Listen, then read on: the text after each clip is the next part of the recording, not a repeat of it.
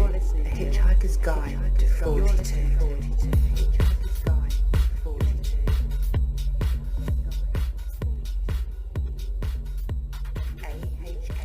Welcome, hitchhikers. Today I'll be speaking with Peter Reynolds. Peter has been a cannabis campaigner for more than 30 years. In February 2011, he was elected leader of CLEAR campaign, the Cannabis Law Reform, the UK's largest drug policy reform group. Across the world, laws are changing rapidly, favouring a more evidence-based policy than the one we currently have in place in the UK. Medical cannabis is now available in Canada, Israel, Uruguay, 23 states of USA, and its use has been decriminalised in many countries across Europe. Here at Hitchhiker's Guide to 42, we want to know, what are the medical benefits of cannabis and its uses? Also, at the end of the show, we will be talking with somebody called Hippie John, who actually has a medical marijuana farm. We're going to find out what is entailed, how did the USA cope with it being legalised just for medical usage. So, we're going to have a real good show today. So hang on tight, put your seatbelt on. It's going to be a long one.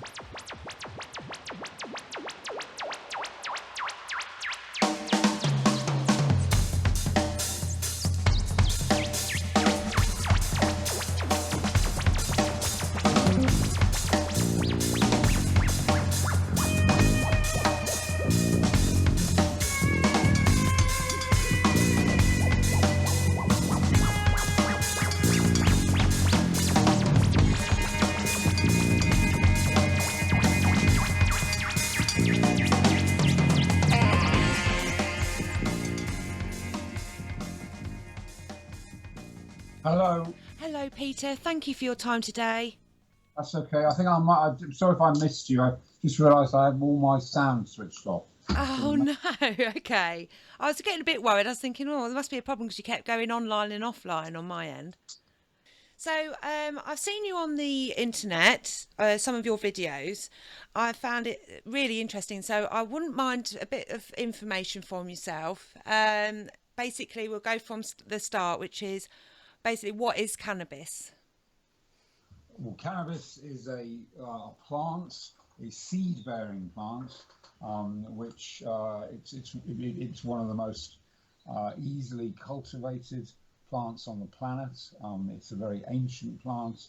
It's supposed to have originated in Central Asia, and it's also over a period of at least 10,000 years been used for many purposes by mankind, including, most importantly, the use of fibre for things like rope and textiles, and of course for what we know it as today, that is an intoxicant and a medicine.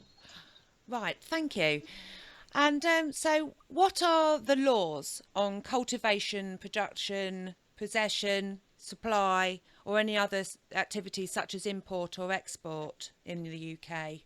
Well, cannabis in the UK is prohibited by the Misuse of Drugs Act 1971, which in itself sets out to reflect the International Opium Convention of 1961, which basically banned cannabis worldwide, except for scientific and medical purposes. But in the UK, cannabis is banned for all purposes. There are no circumstances, with one exception, there are no circumstances at all in which you can legally possess cannabis without a license. Legally possess, use, grow, supply cannabis without a license. The one exception is that the pharmaceutical company GW Pharmaceuticals has, at huge expense, developed a medicine which is called Sativex, which is in theory available on prescription. However, in practice, it is not available on prescription in England because NICE, the National Institute of Health and Care Excellence, has determined it to be not cost effective. Right. However, it is available on prescription in Wales. Oh, right. Okay. So the UK government policy on cannabis hasn't altered then since 1971, really? Not at all. No. So, what can medical marijuana be used for, Peter? Okay, well, the basis upon which medical cannabis works, whether it's for medical purposes or any other purpose, is that we all have in our bodies a system called the endocannabinoid system. And this is a physiological system that was only discovered in 1988, so it's relatively recent discovery, but it's now recognised to be certainly the largest neurotransmitter network in the body. Right. And it influences all sorts of things from memory, pain, appetite, reproduction. I mean, it almost stretches across every aspect of human physiology. Wow. And what the system is, it's a network of receptors in the body and small ligands or endocannabinoids, microscopic amounts of small substances that communicate messages within the brain, within the immune system, within the gastrointestinal system, and can do things like switch inflammation on, switch inflammation off, ameliorate pain, used incorrectly, magnify pain. And so it's a very important physiological system. Yeah. Cannabis has within it cannabinoids. We have endocannabinoids are cannabinoids which are produced within the body. Right. Phytocannabinoids are cannabinoids which are produced in a plant. Oh. And so the endocannabinoids, these chemicals that we generate ourselves, are they're not exactly the same, but they're very, very similar to the cannabinoids you find in cannabis. Right. So that is why the cannabinoids in cannabis can be used to create all these different effects in our body. Okay. Well, I've got a couple of people on my website that have wanted to ask a question. One of the questions would be, it seems very vague on the net about studies conducted by medical bodies, for obvious reasons, I suppose. Most reports dealt with the negative effects and not the medical benefits. Why do you think that is? It's largely because of the Schedule 1 status of cannabis. What that means is that under the law, it's not recognised as having any medicinal value. Right. And our government stubbornly and obstinately refuses to look at the latest evidence. And there's a vast amount of evidence now showing that cannabis is safe and extremely effective for a wide range of conditions. Yes. Well, the UK seems to be the last in line, really, to make any medical benefit legal. Well, the UK and France. And France, right. France and the UK take a very similar position on cannabis. The really stupid and ridiculous thing is that if anybody in this country, or indeed in France, wants cannabis, it's so easy to get. It's ridiculous, Yeah. I mean, it's available, as you might say, on every street corner. Yes. So what proper control would mean the dealers off the streets? What would you suggest then to try and stop this from getting under this persona of a street high? Well, I mean, quite simply, you'd regulate it. It would be available through licensed outlets. It would be properly, the production of it, the packaging of it, the labelling of it would be properly regulated, just the same as with any other substance. You'd have on the package, it would say what it's got in it. Yeah. So you can choose one type of cannabis as opposed to another. It would obviously, there'd be age limits, so children wouldn't be able to buy it. Yeah. You'd regulate it in a very similar way to tobacco or alcohol. Yeah. I mean, the fact of the matter is, at the moment, it is easier. Children obviously do get tobacco and alcohol. No system is perfect. No. But at the moment, it is easier for children to get hold of cannabis than it is for them to get hold of tobacco and alcohol. Yeah.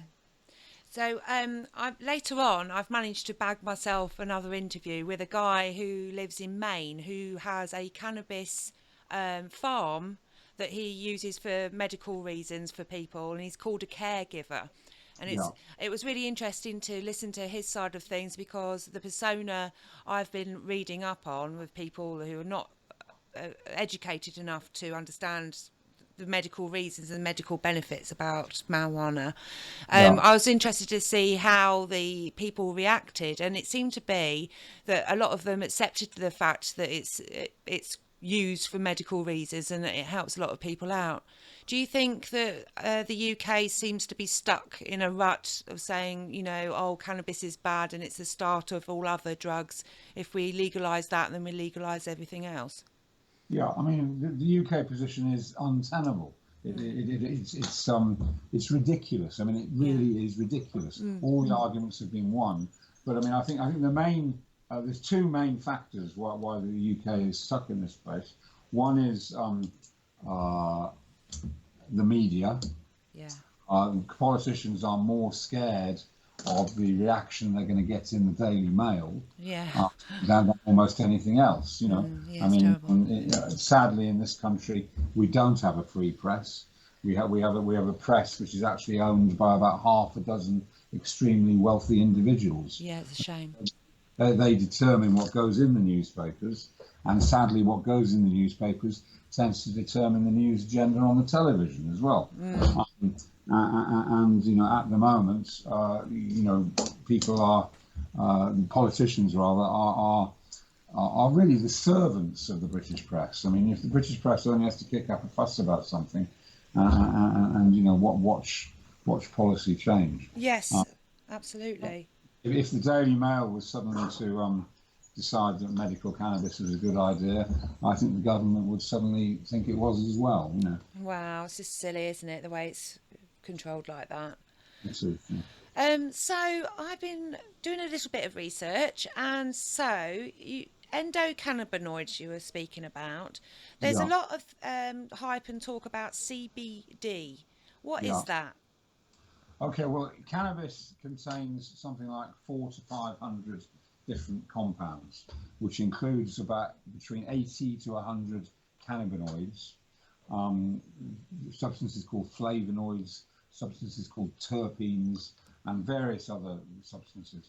But the important ones that we're concerned with are cannabinoids, and probably the most important cannabinoids are THC, which is the psychoactive cannabinoid, and CBD, which is a cannabinoid that offers a lot of potential for pain relief, for controlling seizures, for anti-inflammatory uses, and CBD in itself is not illegal.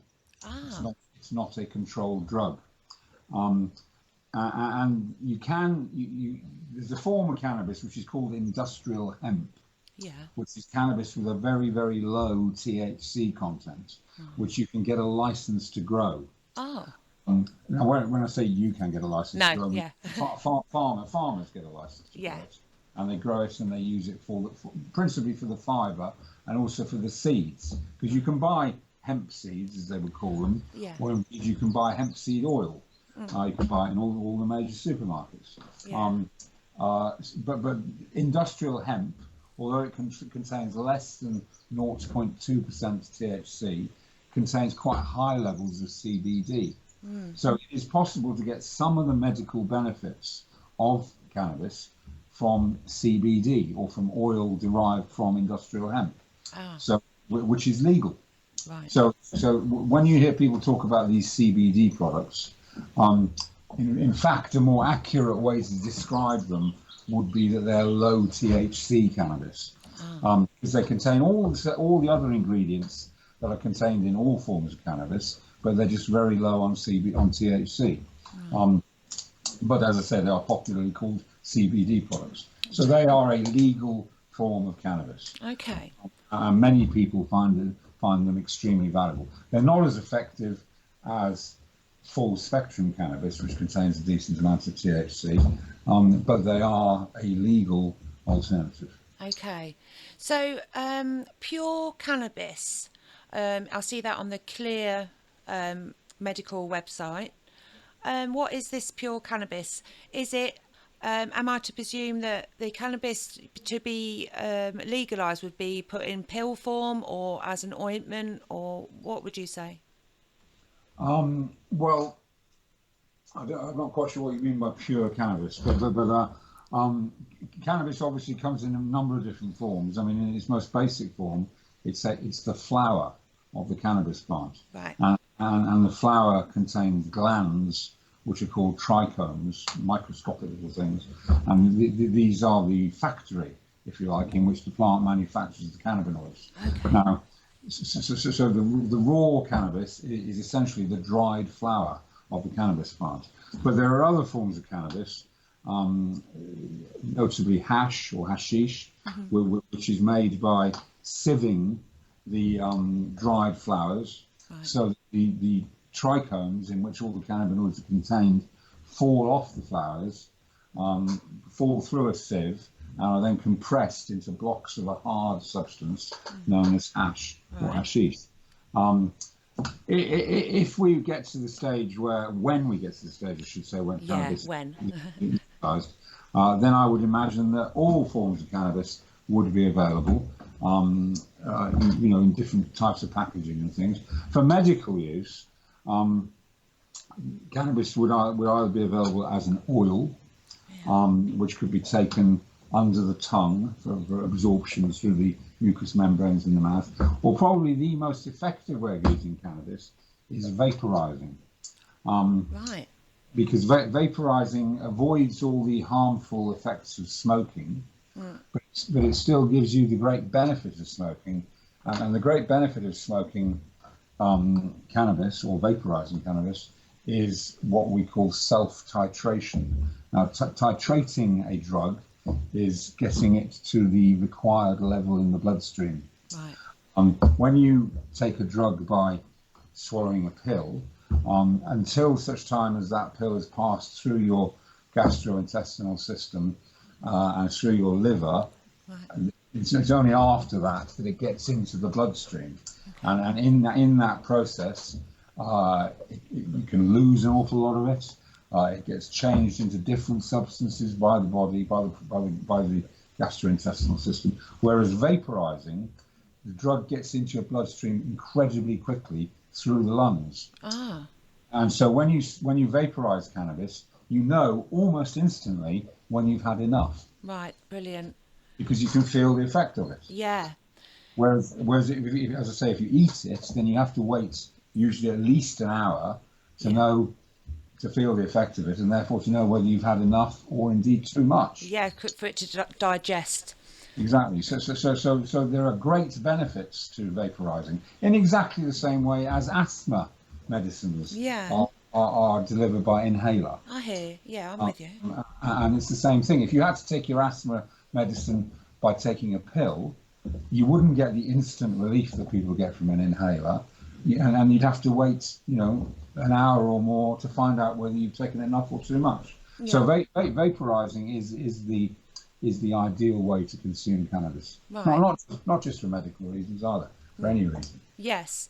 I mean, there's some people, I've seen some interviews with people who actually use it in order to actually move their body, and they were saying that they know what they're taking with the cannabis, whereas you get a doctor who will prescribe you some medication and say, please use it only when you need to, because the amount of chemicals that are bad for you that are in these tablets. You'd think it would be a no-brainer that they would just let people at least medicate themselves, as you say, with a vapor or something like that. So, like you say, you immediately know how much you've had and when enough's enough. Exactly.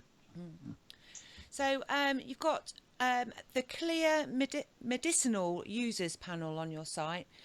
What is this? This is a panel of people, currently I think around about 80 people, who are users of medicinal cannabis, who have joined the panel for one of three reasons. Either because they're prepared to speak to the media, or when we get media inquiries, or because they want assistance from us in working with their doctors and or their MPs to lobby them about access to medicinal cannabis.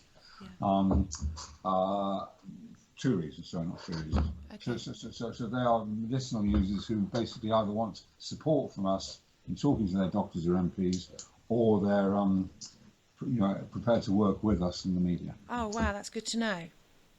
On Thursday, the 16th of February this year, the Oxford Union held a debate on the motion that this House would say no to drugs. What was that about, please, Peter? Well, I mean, I speak in many debates at many universities, and this was just the latest one that I was invited to. Oh, okay. It's probably the most prestigious one, Ooh. because the Oxford Union is probably the most prestigious debate anywhere in the world. So it was a great occasion. I spoke against the proposition. Alongside me was a chap called Paul Hayes, who was until recently the chief executive of the National Treatment Agency, and also a chap called Stephen D'Angelo, who is the founder of the largest medical cannabis dispensary in the world. Wow.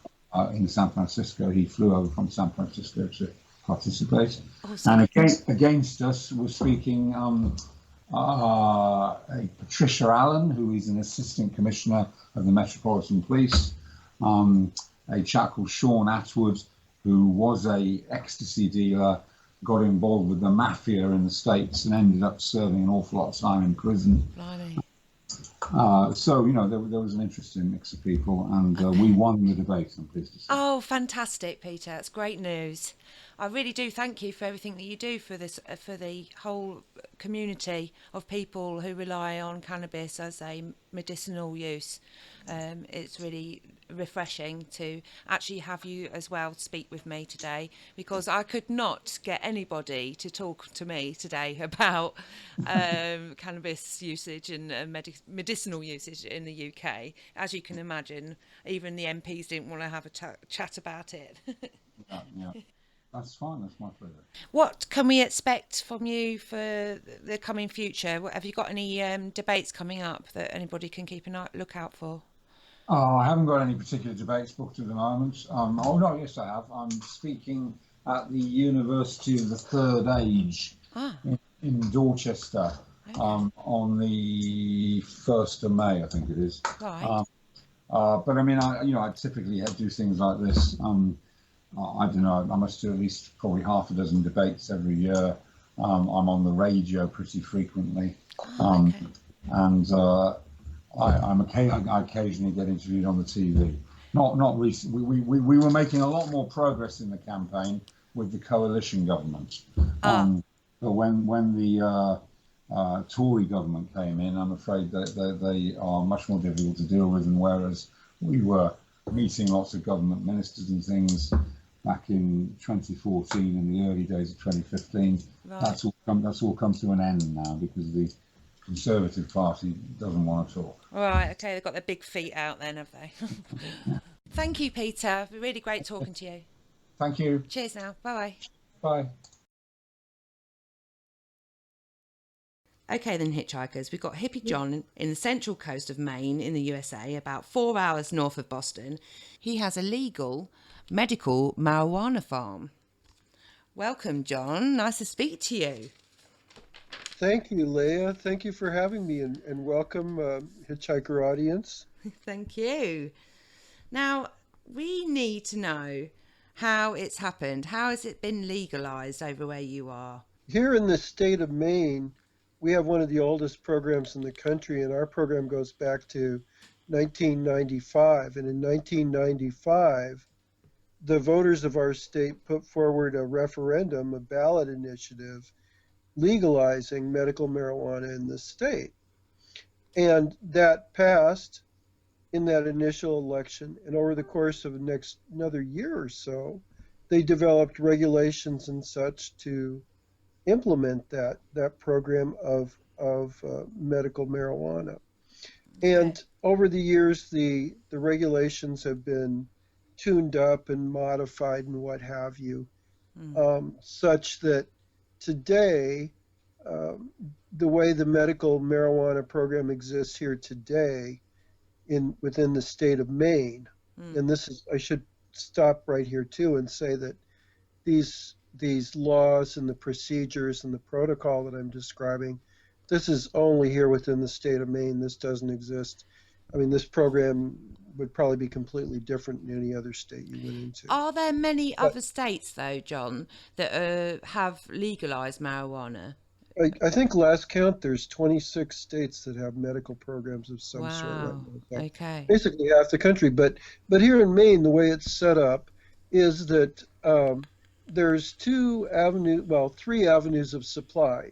First of all, you have to become a patient. You have to get certified as a Right. patient by a doctor, and then once you have that certification, then it's legal for you to purchase medical marijuana, medicated edibles, that type of thing. It's legal for you to grow your medical marijuana. You So, can grow up to 12 plants, or no, 6 plants. I'm sorry. so a And doctor, so a doctor would have to say that he would have to prescribe you a medical marijuana form of medication in order for well, you to. what they do is they give you a certificate. Ah, It's like you're a certified patient, and they have certain illnesses that they recognize under the state guidelines. And if you fall into one of those, then you can get certified. And once you're certified, then you can legally purchase and possess the marijuana. And again, this is all under the medical program, not the recreational program, which they've just implemented recently. what is the difference between a medical marijuana and, say, the bud that people would smoke in a joint? How do they? Is it the same? Do they prescribe? Do the doctors over there prescribe you a weed to smoke, or is it a tablet? Or how do they approach you to say that you can actually use medical marijuana to help your symptom? Well, the doctors here aren't prescribing anything like that. All they're doing is saying that you have a condition that would, of some sort, like um, post-traumatic stress disorder is a real common one, or Right. you have epilepsy, or a rotting disease like wasting disease like cancer or leukemia, or Mm-hmm. some fatal heart disease or something. I don't know. But if you Mm-hmm. have some really fatal, awful disease or AIDS, um, they'll give you a prescription also. But as far as to what specifically use, that comes more to the people that actually work with the patients, which is people like myself. I'm considered what they call a caregiver under Maine law, which means I'm allowed to have up to 5 patients, and I can grow 6 marijuana plants for each of those patients, Right. and I can grow 6 marijuana plants for myself. So that's a total of 36 plants I can grow, Right. and I can service 5 patients. And there's also a system of 8 dispensaries that are licensed within the state here as well, and they're allowed to have an unlimited number of patients Oh my and sell gosh. an unlimited number of product with an unlimited number of plants. And that's who I that's who I try to compete with, and it's Yeah, challenging that's a because we're like goal. sort of like the Walmart of marijuana here. And that's what I said. It gets very political very quickly So could you because imagine? Could we imagine then over there? There could be people that have crop sizes the size of, say, corn or cotton and something like that, but literally covered in marijuana plants just for medical reasons. for sure. Yeah, I know people Really? here that have several acres that are all fenced in with plants that are tree sized. They're 14, 15 feet high in the peak of summer, and they look like apple trees. They're so big Oh and my round. God, that And, is amazing. 2 to 3 pounds from one plant on a fall harvest here is not unusual. And Yes. what's really striking about that is we have such a short, uh, pernicious growing season here. Our growing season here is very short. It really only goes from May to October. So you have a very short season here in which to produce that product. And most of the product, most of the really high quality product that's produced here is grown inside. And that's what mostly what I do. Most almost everything I sell is grown inside. Right. What do the government, in order for them to have legalised it, what are they getting? There must be some sort of profit somewhere. There's no way the Well, government would be doing this it, without a profit. within the medical system, they charge the patients a fee for certifying them. They charge me a big chunk of money. It costs me about 1,200 or 1,500 a year to So is that be. So is that, certified as a caregiver. would that be a tax then? Was it a marijuana tax that they Well, that'd would be call? like a licensure fee. Ah, But and then I have to pay sales tax on everything that I sell, oh, which is kind of a strange thing too, because I have to pay sales tax on it, but technically I'm not allowed to sell it. Technically, I'm only allowed to be reimbursed for my expenses of producing it in a reasonable profit. yeah, yeah. But but I'm not even sure about the reasonable profit part. I think that's in there. I'm not sure. Right. But technically, you're not supposed to be selling it. But yet they require me to pay sales tax on something that I'm technically not selling. So it's a very Okay. peculiar law.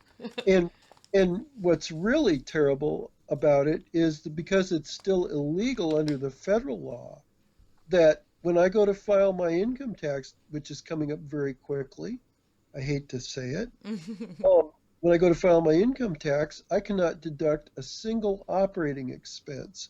Like if you have a business Yeah, that you're operating, a bar or a cafe, yeah, you can deduct your electrical expense yeah, from yeah. your income statement.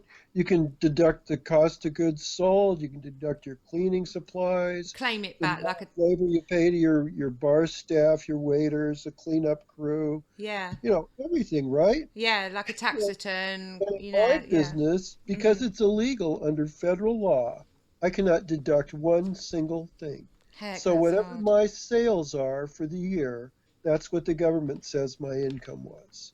I mean, it's sort of like blocking you from progressing, isn't it? Big time. They, It's they, like, they make it very, very difficult. mm, They make it almost impossible. mm, And and then they make it more difficult for you to uh, function honestly, and mm, it encourages people to act in ways that are dishonest because it is such a cumbersome program mm. to try to work under. Well, given the brief history of medical marijuana and how it helps people, you'd think that the government would be up for progressing that. But obviously, it's a big pharma company that, or something like that, that's stopping you and others. Say, if it was totally legal for everyone to grow their own medication, it wouldn't be earning anybody any money.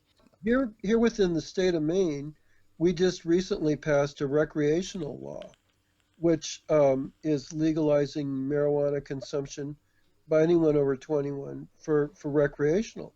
Oh, And that's kind of a nifty program in a way because what it does is right now, if you're a resident here or mm, you're living here, I guess, mm, you can grow 6 marijuana plants yourself.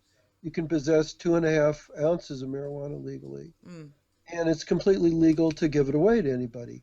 It's mm. not legal at this point to sell it or to grow it commercially or to have a marijuana club where you can have people come in and smoke. And it's not legal at this point to do Mm. medicated edibles. Yeah, But they're working on all the licensure procedures and formats for that, and they'll probably be rolled out in the next year. you think, Um, right? but but that has basically created the scenario that you're describing, Mm. where in theory everybody has the ability to grow their own marijuana at this Yeah, point if they want to. And of right. course, if you're a sick person laying in bed dying of cancer, you're probably in no shape to go out and grow marijuana. No. But still, um, hopefully your neighbor can give you some or whatever. But yeah, it brings it back down more to the level of humanity. And when I told you I wanted to talk about the economics of this situation, I'm what they call a caregiver under the Maine law Hmm. for marijuana regulation for medical marijuana providers. And I'm one of over 3,000 small growers up here in Maine. Mm. And when you consider that Maine is a very rural state, very poor. There's only 1.6 million people in the entire state, with a state that has probably the same geography as California. Right. So you can see how Mm. sparsely populated we are. And Mm. it's a very hard place to make a living. So you have all these little farms like myself where the families depend on this income for their livelihood. It's how we survive. It's the way the And, world ticks over, and isn't it? At the end of the day. with the new recreational measure that they just passed, our concern is that we'll be put out of business because the governor has already come through and said that he wants to eliminate the medical program. So, so then it becomes, are you able to survive under the recreational laws? You know, for myself anyway, um, and and that's going to become a challenging thing going forward because the way the laws are written, in theory, there could only be 48 licenses allowed put out for growers. And right now there's 3,000. So how do you decide who gets one of those? You know, a lottery, Mm. payoffs to some backroom politician, probably. Yeah, someone with the most But money, no doubt, yeah, usually. sure, that's probably how it's going to shake out. But you know, those are all concerns that we all face here. Mm. You know, when I told you there was a real economic side to this whole thing, Yeah. that's that's a big piece of it. How and on what basis did they agree to legalize marijuana in the first place? This was brought about by another referendum, and I think it's, you know, in large measure is being, like so many other things in the world, being driven by money. It's going to be a chance to consolidate further the production resources in the state and control more rigidly the distribution of those products, because what's going to happen very quickly is the way the laws are written is that about 40% of the market was set aside for high level production people, which means basically factory farms producing marijuana. And um, in this scenario, I think it's logical to assume that those people would sort of drive out all the small independent growers like myself just because of the economy of scale. You know, they can buy Mm. truckloads of fertilizer and, you know, Yeah, on and yeah, on and on and on, right? yeah. It's like trying to compete with Walmart. Mm. If you're a little mom and pop store, you can't do it because you don't No, have that economy of scale. yeah. So that's probably what's going to happen. They'll probably just take people like us and just, you know, even though we're allowed to exist, they'll just crush us because we won't be able to exist in a practical term. We're going to take a little break and I'm going to leave you with Nick Turner's Space Ritual.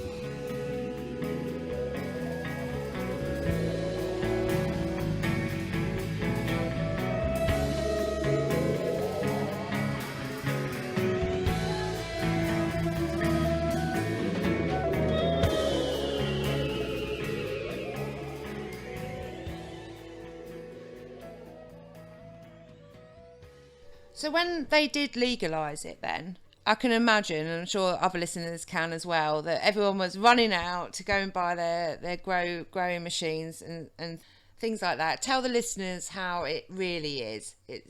Is it like everyone's walking around potted out their mind, or and eating Well, cookies? I mean, has cake sales gone up?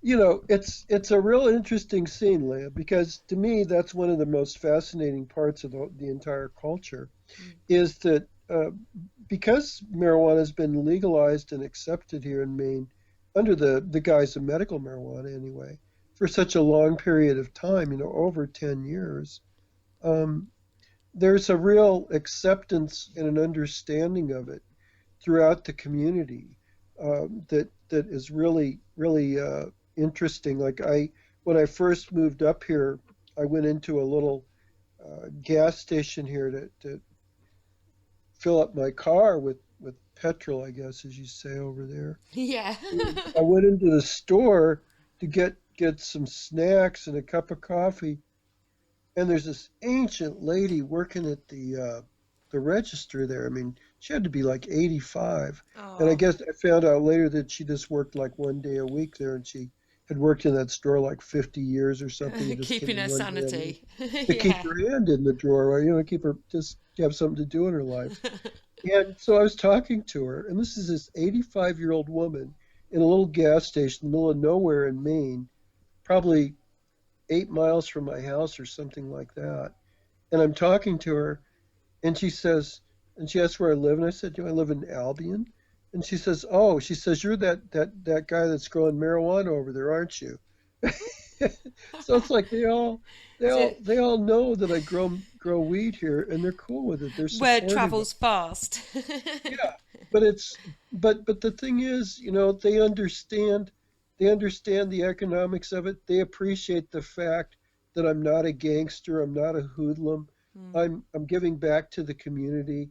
I spend money in the grocery stores here. I buy gas in the town. I buy stuff at the hardware store. I yeah. So employ the local people to help me during harvest to do the trim yeah. on the bud and stuff. Mm, So they know all of that and they appreciate it. And this is a very rural community built on farming and agriculture. So they have some respect for anybody that's growing anything too, you right. know? I Yeah. mean, they they're The all farmers. So the they're all economy growing, is that cows or pigs or corn or wheat or exactly. whatever they're growing, or apples or peaches. But they understand the fact that I'm just a farmer too, and Mm, that's how they treat me. And so that part's very cool. I mm. really enjoy that. So, what are your typical patients, and how has medical marijuana helped them? I work with a lot of people that are suffering from uh, some type of physical injury or another. They've been injured in a car accident, or they fell down or something, or they have arthritis. People that have a lot of physical pain. We have a lot of Vietnam veterans that I work with. And one thing that's happened here in Maine, unfortunately, like so many other places in the country, and I don't know what it's like in the UK, but here in this country, opioid addiction is just gone through the roof, Yeah. and it's a huge problem here in Maine and throughout the entire country. And uh, marijuana, specifically the high CBD strains, the ones that are high in cannabinoids and low in THC, have proven to be remarkably effective at treating pain in a number of different situations, with the spectacular benefit that all these materials are completely non-addictive and completely safe. Nobody has ever died from marijuana ever in the history of the planet. And Yeah. people die from opioids every day of the week, day in, day out. Because the So, misconception basically is people who, years ago, they used to say people who smoke cannabis, then it gives them an option to, it usually leads them on to having heroin or, crack addiction, cocaine well, addiction. from my experience, I would say it's just the reverse. That people start out swallowing pills that their doctor gave them, become addicted to those pills, and then when the prescriptions run out, they start buying illegal drugs like heroin Mm, on the street to satisfy that addiction. mm, Because I saw that I saw that literally happen with a neighbor of mine in oh, Texas who was an upstanding married woman who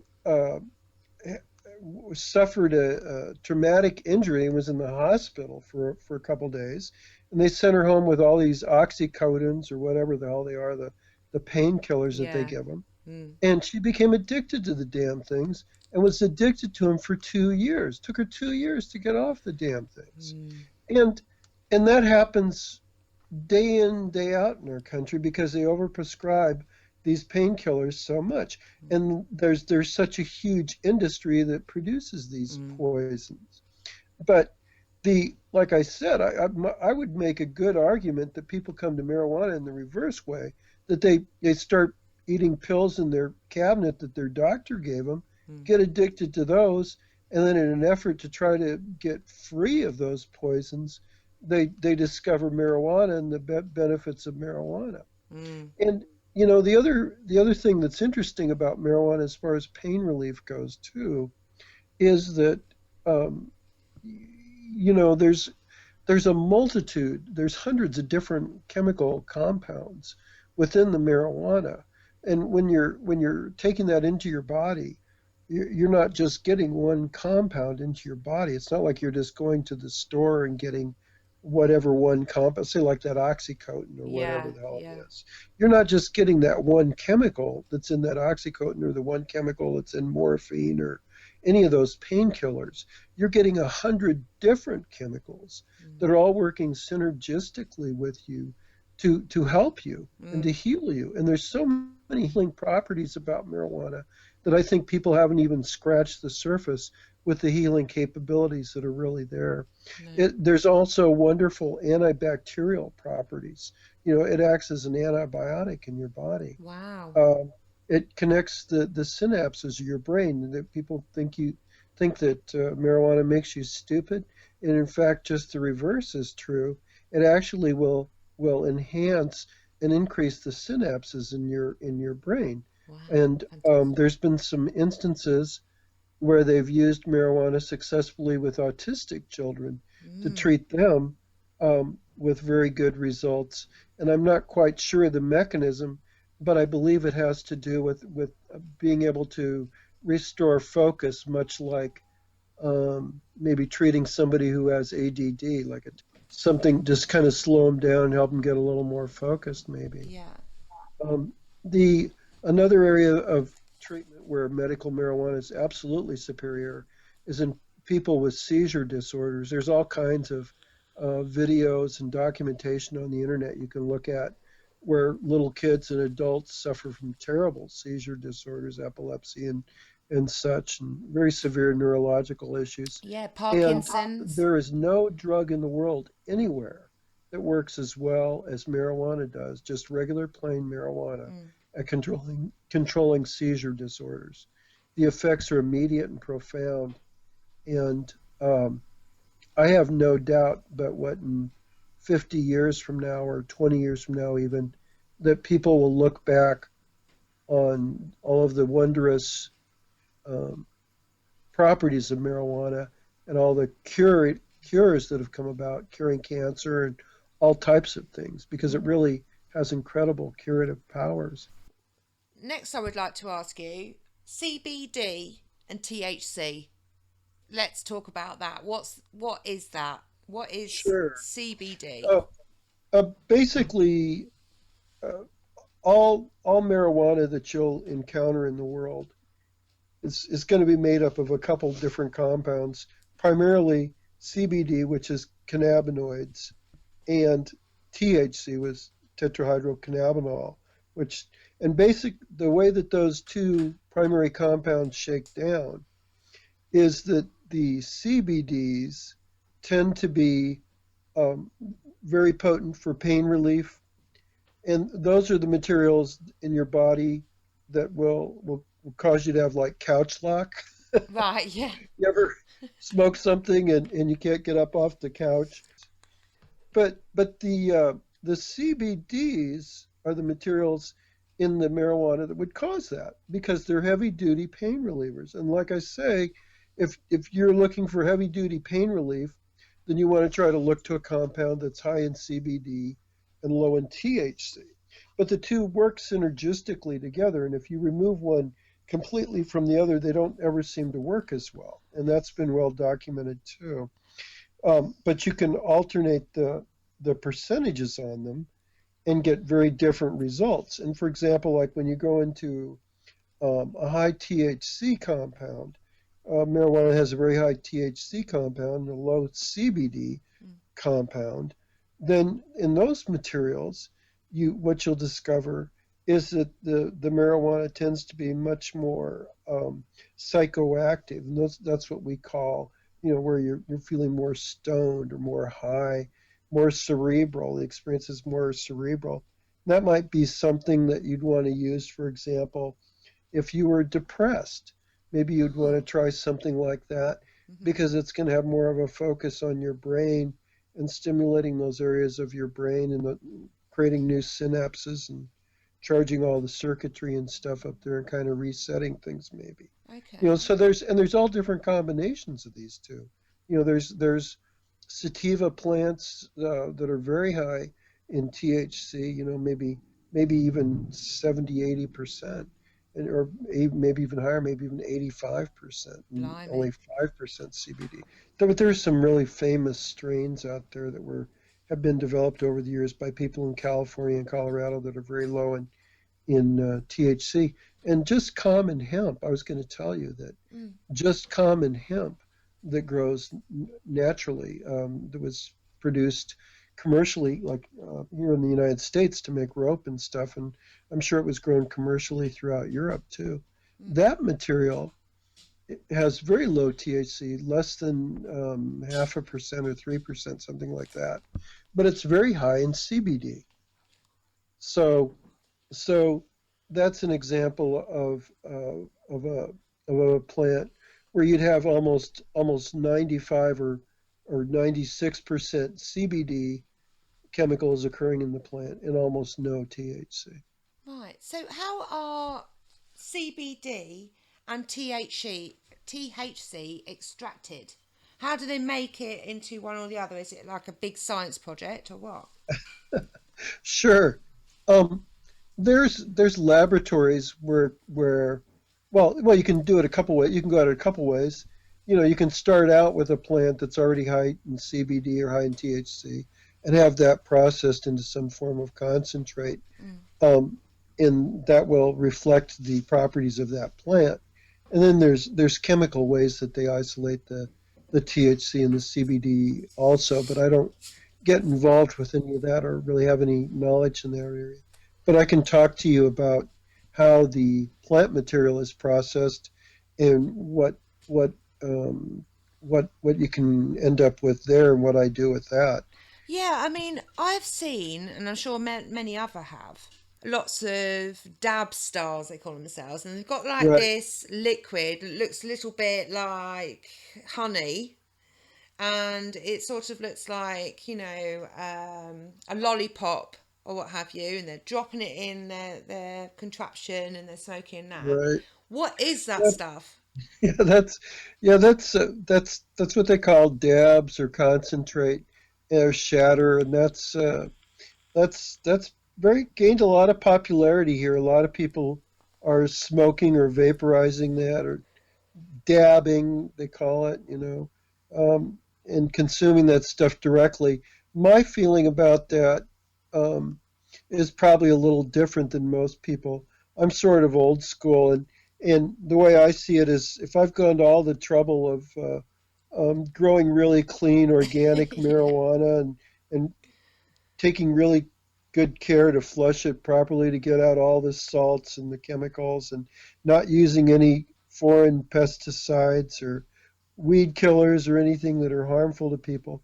Just doing my very best to grow the cleanest product I can. Then to turn around and hit that product with butane or alcohol or something to extract stuff from it, Right. or whatever they do, it just kind of goes against my instincts. Yeah. But having said that, um, I use a product called BHO, which uh, is shatter. It's a concentrate that's made from the marijuana. It's a byproduct of our harvest. We take the trim leaves, not the fan leaves, but what we call sugar leaves, the leaves that are closest to the bud and have a very high THC and CBD content in them. Right. And we take those and we have those processed into concentrators, shatter. And the material that we get back has a very high THC content, about 70%. Wow. And we use that material then to make candies and medicated brownies and things like that. It's really, and tinctures too. It's really good for making tinctures. Ah, so Um, so for me and the listeners then, um, the medical marijuana isn't just smoked then. It is made into different remedies. Can it be a pill form, as you said, a tincture? What else can it be made into? they make it into sex lube, for Christ's sake. Um, Really? No way. What's that oh yeah, about? yeah, yeah. We have medicated sex lube, sure. Is that Yeah, for you medication have as a in you soreness? you can have a happy high hoochie. So it wouldn't be using the cream for soreness or anything then, it would just be to tingle, would it? Well, well, it performs a multitude of functions. It provides some lubrication, and it gives you a warm, tingly feeling, and you get a nice buzz from it too. Wow, that's so interesting. Yeah, and then your partner, you know, can enjoy the oral ingestion of that too. So so everything is really groovy all the way around, and it's edible and it's flavored, and so there you go. I know That what I'm giving exists. out to my We friends for have Christmas, that's we for have sure. we have medicated creams and ointments that we do that are really good. Like if you have arthritis or something, you can. I've got one that I use that's made from. Oh, I think it's made from shea butter. What the hell's in this thing? But Yeah. it's really wonderful. It has coconut oil in there and a marijuana extract and shea butter. So people And that when my knees are bothering me, I have trouble with my knees, and when my knees are bothering me or something, are, I rub that on there, and literally 5 minutes later, the pain is gone. that's It amazing because absorbs through the skin and really does a nice job. for people that don't really want to ingest it if they're scared of that, but yet they've got a joint problem and it's well known for Uh, helping yeah, relax. there's lots of topical applications that you can get like that. And there's a company out there I saw recently too, that has developed like a patch, like the way they have nicotine patches. Mm, They've developed patches that you can apply to your skin. Like so, if you have like makes a sense. sore area on your body, you can take one of these patches and put it on there, and it will absorb that medication directly into the area on your body that's sore. Right. So getting back now to the street version of marijuana and its uses, even though it's legalized somewhat, do you find that there's still going to be the dealer that's going to be dealing to his friends for the pot? Uh, Well, I think that's the biggest argument that you can make for having true legalization of the product is that it's going to take the money out of and the business out of the hands of criminals. And when I say criminals, I'm really speaking about gangsters, yeah, yeah, the profit because makers. the people that the people that do this, like import marijuana from Mexico and stuff like truckloads at a time, these aren't nice people. Um, they're they're all, I mean, without exception, they're all like brutal killers, and Mm, they're um, they're ruthless in their from with the business from one end to the other. yeah. From the way they go in and kill Indians to take their land to grow it, Really? and slave labor to produce it, and they on and on and on. I mean, there's they just you can look anywhere, you can Yeah, of see the course. You can the just imagine violence as and well. the atrocities that are associated with the illegal drug trade. It's everywhere. Do you think But if they literally legalized it, right, you can buy it in, like, say, you can go to any supermarket store and as go and far as get I'm your. concerned, it should be like a tomato plant. Yeah. Like it should be like if you can go to your drugstore or your hardware store and buy a packet of seeds to grow tomatoes, you ought to go be able to buy a damn pack of seeds to grow weed. Do you think there And should be like a law on it about driving, like with alcohol, for instance? Now, well, alcohol, now see, I'm glad you brought that up, yeah. because see, now that's something that has just come up here recently, because when Maine only had the medical marijuana law in place, um, there had never been much talk or pushing back from the state about driving under the influence of marijuana. Mm, And all of a sudden, after they passed this recreational law, now all of a sudden there's a lot of talk about that, and there's a lot of situations where people are being stopped and forced to do field sobriety tests and so on. And if the officer thinks that they're stoned out of their mind, mm, then they're being charged with driving under the influence. And this is something that has been an outgrowth entirely of the move to legalize recreational here, because the fear of the law enforcement people is that now all of a sudden they're going to have like millions of people driving around stoned out of their minds. And it's going to create a safety hazard. There may be some validity to that, because I have to interject here that I do a lot of medicated edibles and stuff, and I would be probably irresponsible. It would be irresponsible of me to drive around, say, when I was doing one of my brownies, because it's such a heavy dose and it's so intoxicating that it is impairing me physically and mentally, and my reaction time and my concentration and focus isn't what it should be. And it would be irresponsible and dangerous of me to mess around in a car or go play with a chainsaw or something when I Yeah. was doing that. Yeah. But you know, I mean, so I think it requires some common sense and some responsibility, some responsible action. On the other hand, comparatively speaking, compared to alcohol, I'd say it's much safer to drive when you're stoned than on alcohol, but I don't Yeah. recommend either Mm. one really. Okay.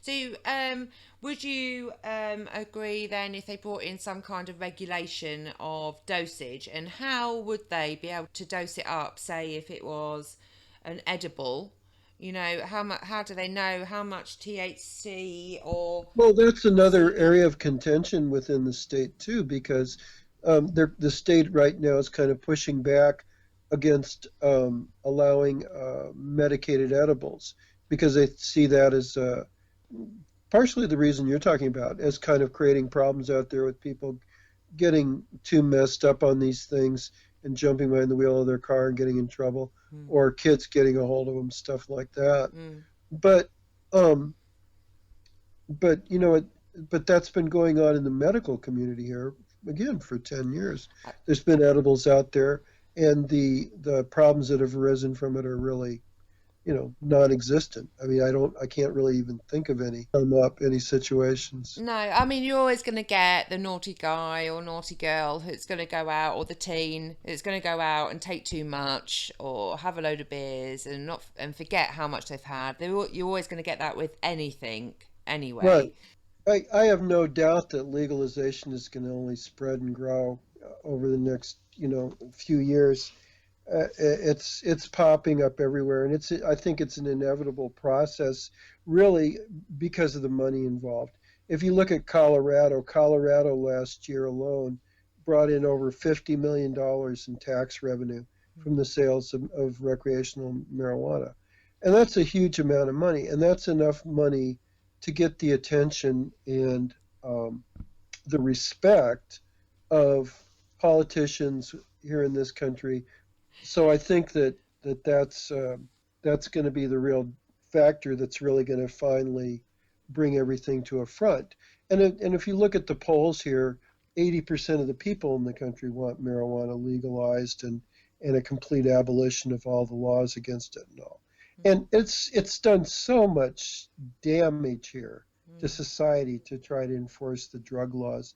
mm. There's people here in this country that have literally gotten life sentences for possessions of small amounts of marijuana. Yeah, And similar over here. It's exactly the same, and it's not, even if you've been banged up or even been arrested for it, it's on your record for ages. You could be a well, teenager and right, get it right. on And there. That's it. You're done. the thing that people don't understand when they're talking about these laws, you know, you say, well, okay, so you arrest somebody for marijuana or whatever, and you send them to jail. Well, let's say you say that you're only getting sent to jail for 6 months or a year. I wouldn't want to be sent to jail for a day. Mm, But, let's just say for the sake of discussion, somebody is sent to jail for 6 months of the year. They're going to lose their job. They're going to lose their home. They all have families, friends, brothers, sisters, fathers, mothers, wives, mm, kids. And all those people suffer when that person gets sent to jail. It's not just the guy who gets sent to jail, mm, it's all the people around him. mm, Because it's like you're inflicting pain and suffering and misery on this whole group of people, and it's just spreading out into the society. mm, And the more it's like a self-feeding mechanism. The more you imprison people and the more you create that state of despair, the more criminality is going to come forth, because that's the only response that these people have are allowed. And I think it's just horrifying what we've done here. The entire marketplace here is in a great state of flux because of the introduction of the recreational program And everybody like myself that's a caregiver, all 3,000 of us, we're all very nervous about what's going to happen when this program is fully implemented, if we're still going to have a job and be able to support ourselves. Because what I envision happening with this program is that a few very large growers will emerge, and because of economy of scale, they will simply drive out the smaller producers like myself who have existed on these small mom and pop farms up here for years growing the product. Can anybody see what sort of products that you provide and produce for medical reasons? Is there anywhere on the internet or a page or a group or anything like that that you have personally for your? Yeah, for your I have a Facebook page you can go to. It's called Hippie Johns. Hippie And if you look me up on Facebook, I think you'll find me. It's Hippie Johns, Maine Grown Medicine. Okay, so if people want to, I have a little page there, and you can reach out to me and contact me, and I'll be happy to answer questions or help you in any way I can. Of course, I can't sell product outside of the state or anything, but I'm happy to guide you and assist you in any way possible. Thank you, and I'm sure you'll end up with a few messages, hopefully. Great. Yeah, and especially in the future once we get going. So I do hope to have you back on the show and to update us on your crop and how it's going and weather-wise. That'd be fun, Lee. I'd really enjoy that. Yeah, I'd really appreciate that you coming back on. So I'm really pleased for you to be here today, Hippie John. And I look forward to speaking to you again soon. It was my pleasure. I really enjoyed it too. And I wish you all the best of luck. Thank you. Thanks for all your information and putting up with my questions. Thank you, baby. Have a wonderful life. Okay, Bye-bye. And you. Bye-bye.